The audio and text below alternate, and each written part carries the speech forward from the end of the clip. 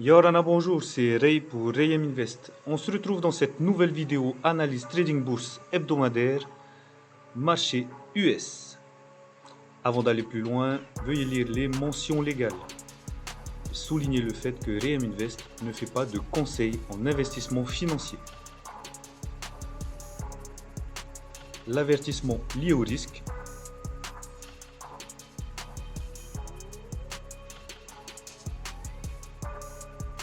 Et avant de commencer, si ce n'est pas déjà fait, abonne-toi, active la cloche pour recevoir toutes les notifications lorsque nous faisons de nouvelles vidéos. C'est parti. Donc on se retrouve sur ProRealTime. Donc au niveau des actifs US, on prend en compte le S&P 500, le Nasdaq et le Dow Jones. Donc sans plus tarder, le S&P 500, donc le biais il est toujours haussier malgré le fait qu'on entame une forte correction. Donc on voit bien que depuis jeudi, on est reparti à la hausse, un peu comme toutes les bourses, voilà, parce que au niveau des bourses européennes, si vous ne l'avez pas vu, des indices européens, pardon, si vous ne l'avez pas vu, je vous invite à regarder la vidéo.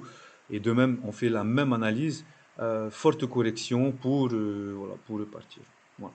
Mais cette forte correction est due à la panique des investisseurs concernant l'inflation. Bon, pas grand-chose. Voilà, il fallait bien s'en douter qu'un jour ou l'autre, à force de faire fonctionner la machine à billets, il y a un risque d'inflation derrière. C'est logique, c'est logique. Il n'y a pas besoin de faire HEC ou je sais pas quelle école de finance pour comprendre ça. Voilà. Hop, ça, je vais le mettre, je vais changer la couleur, puisqu'on est venu en dessous. Ouais, donc je disais que le biais, il est toujours haussier, donc la tendance de fond est haussière, bien que actuellement on est en train de faire une correction. Voilà, une correction. Tac, au niveau du support, donc on en a un à 4000, donc un premier à 4120, 4120, ok, qu'on peut identifier comme support intermédiaire, et un autre à 4000 points comme étant un support majeur. Au niveau des résistances, donc on en a une ici où on est en train de travailler justement, une autre ici à 4200 et le plus haut à 4240. Voilà. Tac, tac, tac. Je l'avais mis. Oui, oui. Ah, oui. C'est simplement qu'en fait, j'avais identifié ici un potentiel, s'appelle une potentielle divergence. Ok. Donc, si vous ne l'avez pas vu, je vous invite à regarder la vidéo du 10 mai. Ok. La vidéo du 10 mai, où justement, j'explique qu'ici, là, il y a une divergence par rapport au RSI qui fait un flat, là, en forme un plus haut. Il y a peut-être un coup à jouer. Donc, effectivement, je claque. Donc, effectivement, on le voit bien ici que. Ok, il y a eu une belle chute. Je claque. Donc, une belle confirmation ici. On aurait attendu ici, là, et on prend position. Donc, ouais, non, non, non. Très, très, très, très belle, très belle opportunité de trade, puisque là, on avait. Donc, moi, personnellement, j'aurais attendu ici. Voilà. Mais ce n'est que mon avis personnel. Voilà. Donc un petit 115 points, plutôt intéressant à jouer. Voilà. Et puis pour ceux qui sont abonnés à, comment dire, aux signaux de trading by Rayem Invest, donc pareil, j'avais identifié, donc pas sur le S&P 500, sur le Dow Jones, on passera après, une divergence. Donc, voilà.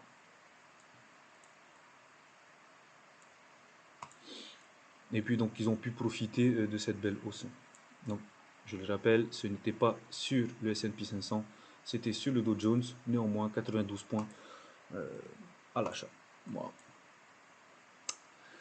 Bref, passons. Donc revenons à notre analyse technique. Bien, hop. Donc au niveau des bandes de Bollinger, donc on est en train de, on est en phase de terminale. Ouais. On entame la phase 3 où on va venir consolider, je pense, par ici, avant de repartir éventuellement à la hausse ou venir chercher le support ici, dans cette zone-là. Au niveau du VWAP, on est au-dessus. Donc le biais haussier est probant. Au niveau de l'EMA 120, on est en train de faire un flat.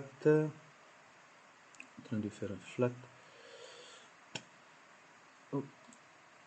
Est-ce que là, on peut identifier éventuellement des zones de travail? Et oui. Donc voilà. Il viendrait éventuellement, comme je disais précédemment, éventuellement chercher cette zone-là de travail, ok, avant de potentiellement repartir à la hausse. Néanmoins, il faudra attendre une cassure donc de l'oblique descendante. Ok, clac, cassure, on revient, pullback pour repartir chercher les plus hauts.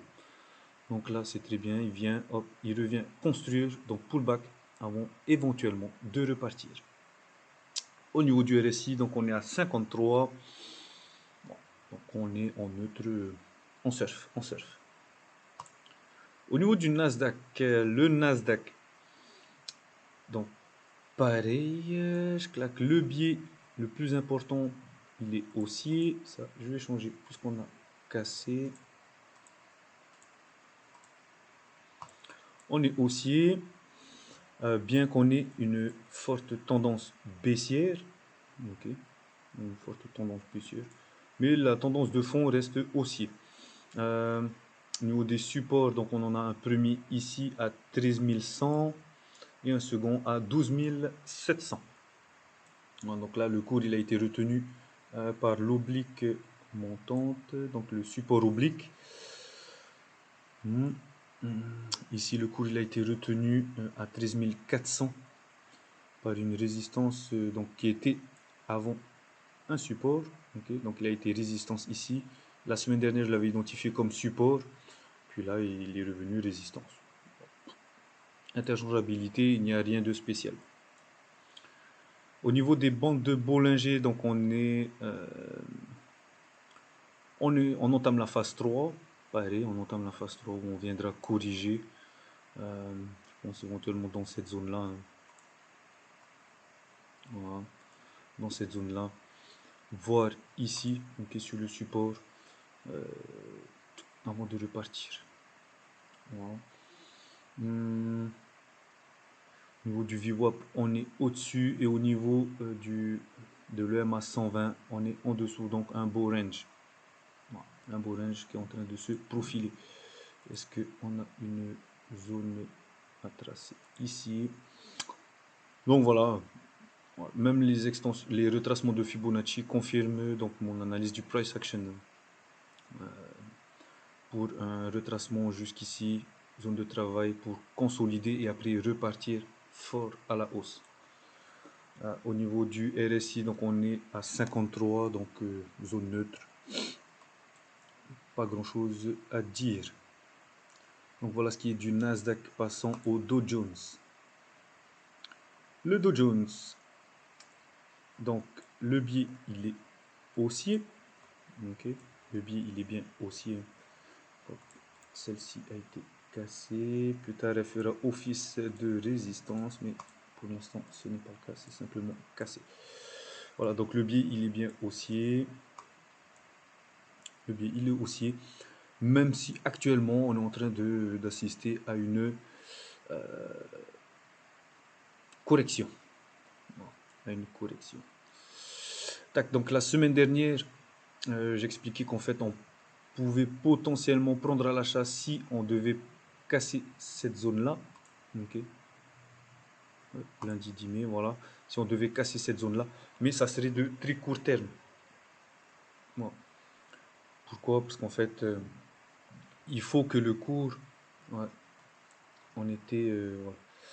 on avait cassé en fait cette, comment dire, cette résistance, hein, okay, qui nous embêtait depuis le 16 avril. On l'avait cassé ici, mais pour moi, il fallait qu'on revienne construire au moins dans cette zone-là. Voilà, c'est pour ça que là, il y a ce carré bleu, ce rectangle bleu. Il fallait au moins qu'on vienne reconstruire ici avant de repartir. Donc en fait, lui, le cours, il a carrément corrigé jusqu'ici. Bon, pas très grave. Puis il est reparti. Tac. Donc comme j'expliquais en fait tout à l'heure, ceux qui étaient abonnés sur les signaux de trading, Bayreum Invest, ont pu profiter puisque là j'avais identifié une divergence, voilà, avec un, comment dire, oh, il m'embête lui aussi. Voilà. Puisque là on a formé un plus bas, ici on est légèrement remonté, voilà, donc il fallait attendre qu'on casse. Et puis en fait, on est venu travailler, donc j'avais envoyé comme signal qu'il fallait attendre la casse. Donc le signal était probant jusqu'à ce niveau-ci. Donc hop, 13 570, voilà, à peu près. 33 570, excusez-moi. Voilà. Et à partir du moment où le cours venait à casser cette zone-là, il fallait plus rentrer. Voilà. Il ne fallait clairement plus rentrer, puisqu'en fait, moi je pensais que le cours, ce qu'il a bien fait d'ailleurs, hop, je pensais que le cours allait être freiné ici. Voilà. Donc en fait, c'était une position moyen terme, puisque à ce moment-là, moi j'ai dit qu'il valait mieux à ce niveau-ci encaisser 80% des gains, faire un break-even et puis attendre de voir ce que le cours allait faire. Bon, il a complètement pété le truc et puis il a continué sa course. Tant mieux, donc en fait, ils sont toujours gagnants. La position est toujours gagnante. Donc voilà, c'est ce que je disais tout à l'heure par rapport au S&P 500, mais c'était sur le Dow Jones. Tac. Au niveau des bandes de Bollinger, donc au niveau des bandes de Bollinger, tac. Donc on est en phase de construction. Il faut attendre, ok, qu'on bascule pour faire une éventuellement qu'on casse cette zone là, qu'on revienne faire un pullback pour repartir chercher les 35 000 points. Tac, au niveau du VWAP on est au-dessus, au niveau de l'EMA 120 on est flat et au niveau du RSI on est à 52, donc neutre. Voyons voir avec les retracements de Fibonacci s'il y a quelque chose à travailler. Tac, donc dans un sens, voilà, donc on est en train de travailler actuellement cette zone là, ok, donc des 50% de Fibonacci. Tac, le cours il a bien travaillé ici, hop, j'ai descendu, voilà. Donc bon, s'il venait à casser cette zone là, il reviendrait chercher ici éventuellement. Et si on le prend dans l'autre sens, est-ce qu'il nous identifie d'autres zones? Voilà, donc en fait on a plusieurs zones de confluence intéressantes, sachant que celle-ci est la plus probante puisqu'on a 50 et 23,60 au même endroit. Donc on en a une autre, hop, ici, et puis une autre, on en a une autre ici, puis une correspondant à cette zone-là. Donc en fait,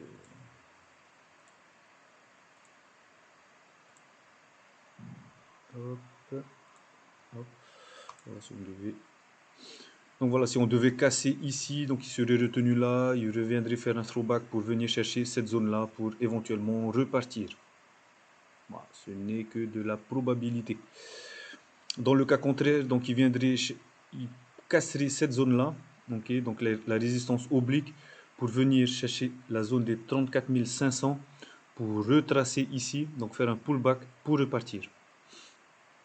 Donc voilà ce qu'on peut dire d'un point de vue technique. Passons aux news macroéconomiques.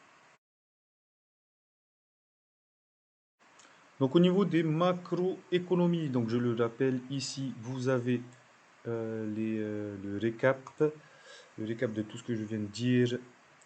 Et au niveau des news macroéconomiques, donc on a le permis de construire qui est anticipé à la hausse. Mercredi, on a les résultats de stock de pétrole. Jeudi, on a l'inscription hebdomadaire au chômage, ok, qui est anticipé inférieur à celui de la semaine dernière, ce qui est bon, hein, ça veut dire que, comme s'appelle, l'économie est en train de repartir à la hausse, hein. Parce que de même, vendredi, on a la vente de logements existants qui est anticipée par le consensus à la hausse. Donc, ce qui voudrait encore confirmer un peu cette relance économique au niveau des États-Unis. Attention, donc vendredi, on a plusieurs positions nettes spéculatives qui seront publiées, donc notamment celui de l'or, GBP, etc., etc. Okay.